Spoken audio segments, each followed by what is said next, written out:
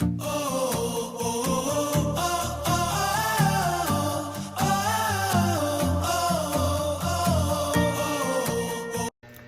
guys, and welcome to my Albay adventure.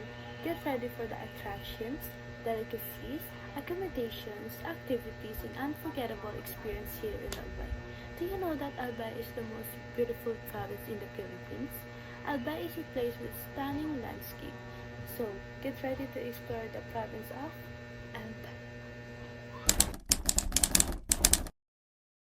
Ngayon naman ay alamin natin kung ano nga ba ang isa sa magagandang attraction dito sa Albay.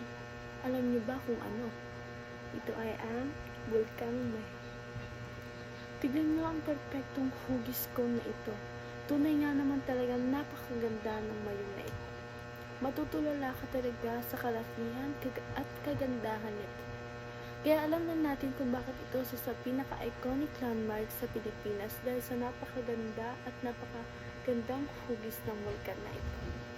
Ang mayon na ito ay hindi lamang sa napakagandang pagmasdan. Alam niyo ba ang mayon na ito ay isang aktibong bulkan? Kahit naman kung pupunta tayo dito ay mag-ingat tayo at dapat ay magrespeto tayo sa kalikasan. Ngayon naman ay pumunta tayo sa delicacy dito sa Albay. Mga mahilig sa pagkain dyan. Bakit hindi nyo i-alamin or i-try itong pinakamasarap na Bicol Express?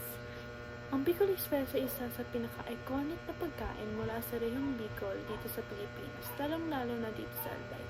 Hindi lang ito basta masarap, sobrang sarap nito.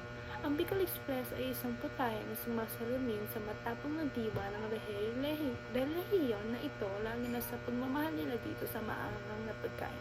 Pag bumisita kayo dito sa Bicol ay dapat niyong tikman dahil mapapasabi talaga kayo ng masarap. Ngayon naman ay magtungo tayo sa activity na pwedeng gawin dito sa Albay. Hello, may hilig sa activity dyan. Ngayon naman ay puntaan naman natin ang Hayop-Hayupan Cave. Narinig niyo na ba ang cave na ito ay mayroong napakamahang formasyon ng bato? Ngayon naman, alamin natin ano nga ba ang meron sa cave na ito. Ang cave na ito ay isang kuweba na kakaiba dahil sa laki nito at sa mga iba't ibang mga bato na nakapalibot sa cave na ito.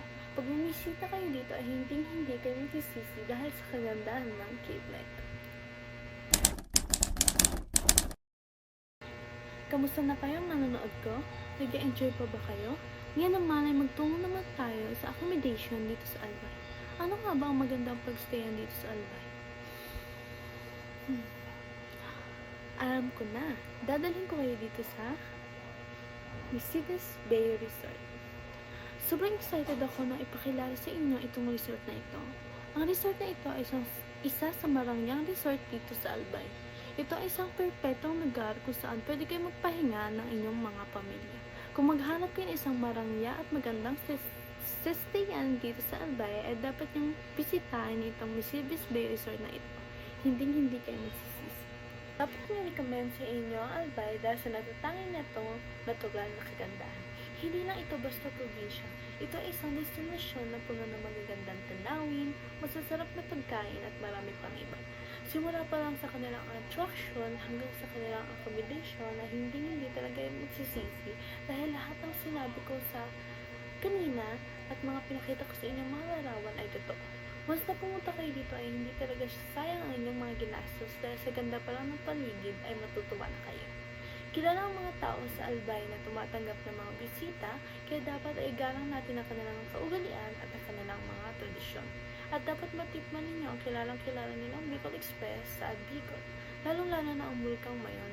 Huwag ninyong kalimutan na pumunta dito dahil ito ang pinakasikat sa Bicol. Sa pagpunta niyo dito ay siguraduhin kong mag-i-enjoy kayo.